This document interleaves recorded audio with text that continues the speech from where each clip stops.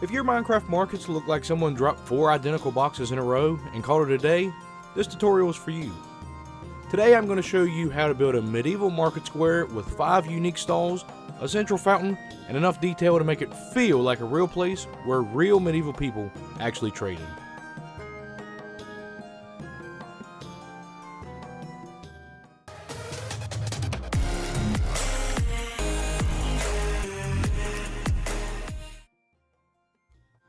Welcome back to week 11 of our medieval village series.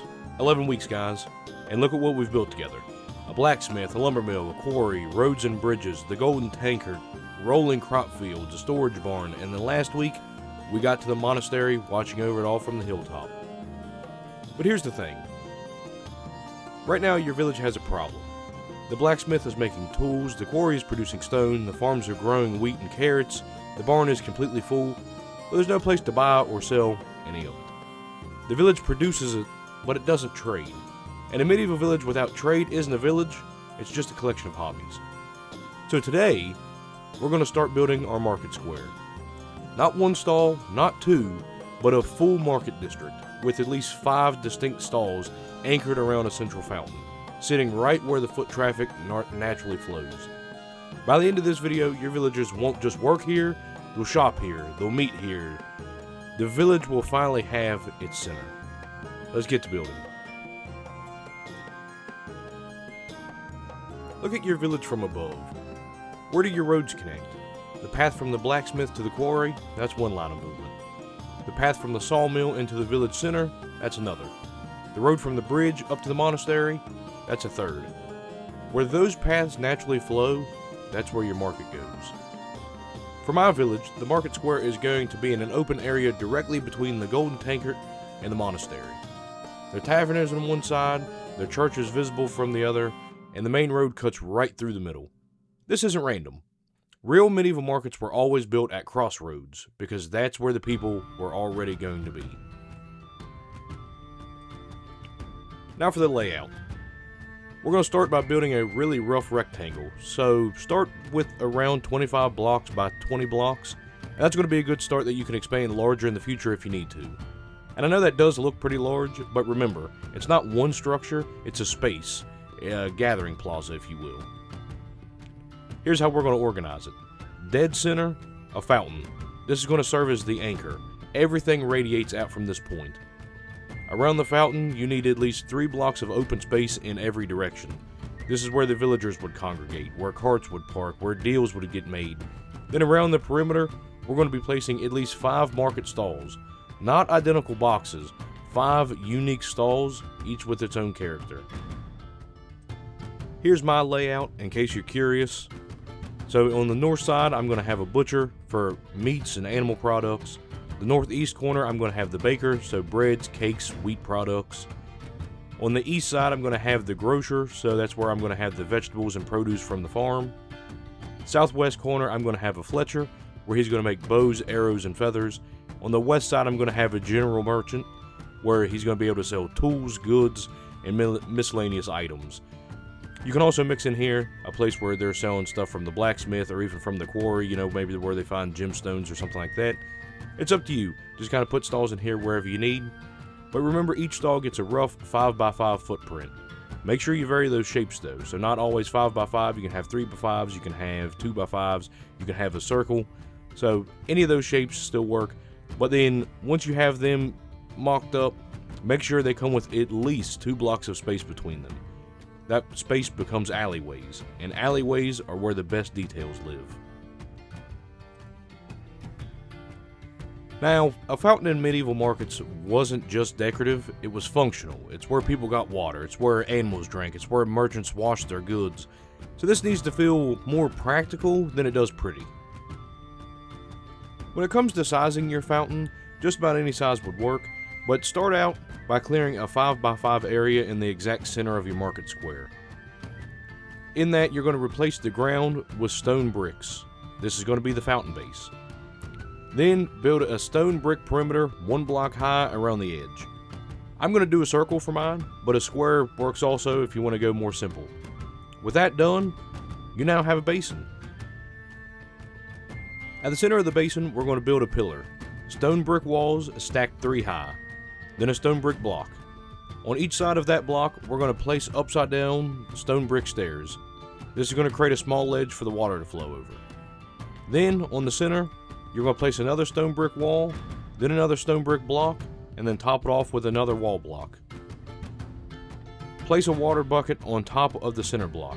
The water is going to flow down all 4 sides, hit the ledge, and then hit the basin edge. Now here's where it gets interesting. Your basin shouldn't be empty, so place mossy cobblestone slabs on the bottom of the basin, just a few, scattered around. This is going to be algae and wear. Then, around the base of the central pillar, if you have them, you can go ahead and place a couple sea pickles, maybe 2 on one side, 1 on another, 1 on the third. Underwater, they glow slightly. It's very subtle, but at night this fountain will have a faint glow coming from within. If you don't have them, that's absolutely fine. Lanterns sitting on wall blocks or even fences work just as well. For another detail around the fountain basin, replace 1 block of ground on each side with a cauldron filled with water. These are going to be drinking troughs, and it makes it look like the water from the fountain flows out into the trough. Then you can place a trapdoor on the front of each cauldron to make it look like it's a wood lid that's been propped open. You don't have to, but it is just a little detail that makes it look a little bit more secure, a little bit more thought out. With the fountain finished, we're going to move on to the market stalls. Now, all stalls share the same framework DNA. If you build one properly, the other 4 are just variations. So let's nail the base design first. A market stall is essentially just a wooden canopy with 4 pillars and a counter at the front. That's the skeleton. Everything else is just character. If you need some ideas for market stalls, I do have a short video on my channel showing a few variations, so you can definitely go check that out if you're interested. For this video though, I'm just going to bust a couple of these off and go from there. For the specific stalls that I'll be using, I'll run down through some rough ideas, starting with the food stalls. First off, the butcher.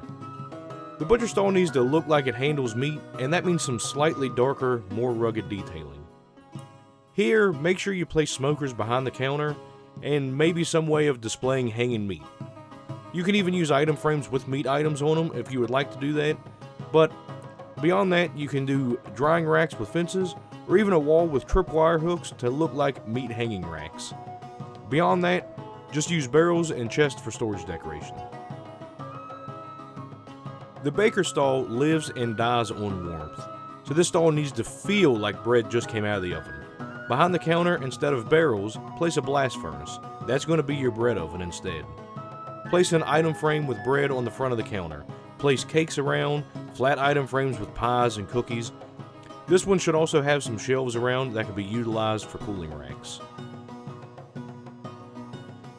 Up next is the greengrocer, and it needs to look lush and healthy. I'm going to be using composter blocks. Composters look exactly like wooden crates full of produce. So I'm going to place composters around and an item frame on the front with a carrot, another composter with a potato. Simple, readable, thematic. On the counter, place a melon. On the ground beside of it, a pumpkin or 2. This is displaying what all the merchant has to offer. And here's a trick. Place a moss block under one corner of the stall. Then put a composter on top. The green of the moss peeking out underneath reads as spilled produce or vegetation that's taken root. Up next is the merchant stalls. First of these is going to be the Fletcher. This is the smallest stall, but also one of the most visually distinct. Bows, arrows, feathers. This stall has a completely different silhouette than the food stalls. Instead of placing barrels as decoration, place target blocks behind the counter. Target blocks have that concentric ring pattern that reads perfectly as archery equipment. Place an item frame with a bow on the front at the counter. Above the stall, build a small weapons display. 2 item frames on the back wall. One with a crossbow, one with an arrow. At the top of one of the pillars, place an armor stand wearing a leather tunic. This is the merchant demonstrating their goods.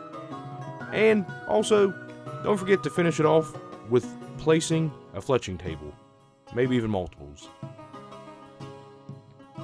After that, we move on to the general merchant. This is going to be the largest stall. This is the superstore of medieval times.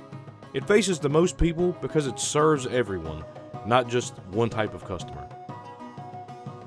So with that, we're going to double the counter width. 4 blocks across instead of 3. Behind it, place a double chest on one side, 2 barrels on the other. Above the chest, place 3 item frames, an iron ingot, a book, a candle. These 3 items tell you everything. This merchant sells tools, knowledge, and supplies. When it comes to detailing, you need to surround this stall with all manner of decorations you can think of. Barrels, chests, cauldrons, scaffoldings, decorative pots, even a wheelbarrow or 2 would fit in perfectly with this stall. Now step back and look at what we have. 5 stalls, each unique, but they need to feel like one market, not 5 random builds. To unify this build, run course paths between every stall. These are going to be the alleyways that I mentioned earlier. Replace the grass with pathways in a 2-block wide strip between each stall. This is where foot traffic has worn the ground completely down bare. At the entrance to each alleyway, place a single fence post with a lantern hanging from a chain. I'm going with at least 3 lanterns total, 1 at the main entrance to the market, 1 at the alleyway between the baker and butcher, and 1 at the alley between the Fletcher and general merchant.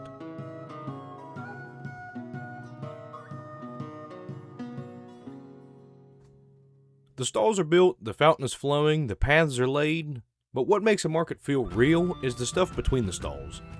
So let's get into the decorating and storytelling. First, seating. A market without somewhere to sit feels like a drive-through. Place wooden stairs with trapdoors on the sides. This is a bench. Put 1 bench near the fountain, 1 outside the baker, 1 near the main entrance. Anywhere where you think people might need to sit down, place a bench. Second, the notice board. For these, I also have a short video showing a few different variations on my channel, if you would like to check that out and get some ideas. Place these near the market entrance. On the front face, place 3 item frames with paper in them. This is where the village gets their notices from, where announcements, bans, and market prices would be posted. Third, livestock pen. This is a temporary holding, not an animal farm. So a small 4x4 or 5x5 fenced in area near the butcher stall with 2 pigs inside will work. Place a hay bale and a water-filled cauldron inside. This is where the animals waited before, well, before they became the butcher's inventory. It's a slightly dark detail, but it is historically accurate and it makes the market feel more functional. Finally, weather everything. A brand new market looks like a movie set. An old market looks like a place. On the coarse dirt paths, place the occasional mossy cobblestone slab. This is going to function as mud that's hardened into stone. At the base of the fountain, use bone meal to grow a few patches of grass and maybe even a single flower here and there.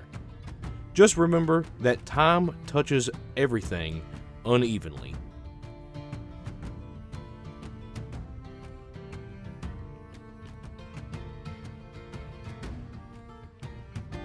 Alright, step back and look at what just happened to your village.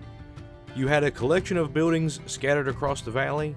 Now you have a central market square with a working fountain, 5 unique stalls, butcher, baker, greengrocer, Fletcher, general merchant, benches, a notice board, a well, alleyways, carts, and livestock. You might not know it, but your village just grew its heart. This is the build that connects everything. The blacksmith's tools sell at the general merchant, the farmer's wheat becomes the baker's bread, the butcher processes what the barn stores. The village isn't just a place anymore. It's a working, breathing system. 11 weeks in, guys. When we started this series, I told you we were going to build something special. Now look at it. Industry, roads, agriculture, religion, and now a living, breathing market square where it all comes together. If this tutorial helped you build a market your village can actually be proud of, hit that like button. Every single one does help this series reach more builders who want to create worlds, not just buildings, and I really do appreciate it. But I want to know, which stalls do you usually build in your own markets? The same ones I did? Something completely different? Drop it in the comments. I do read every single one, and the best ideas might just show up in a future episode. Next week though, guys, I think it's time we talk about governance. Our village has grown. It has wealth, it has food, and in the Middle Ages, that meant one thing. You needed laws and order. Remember though, guys, keep building. And I'll see you later and catch you on the next one.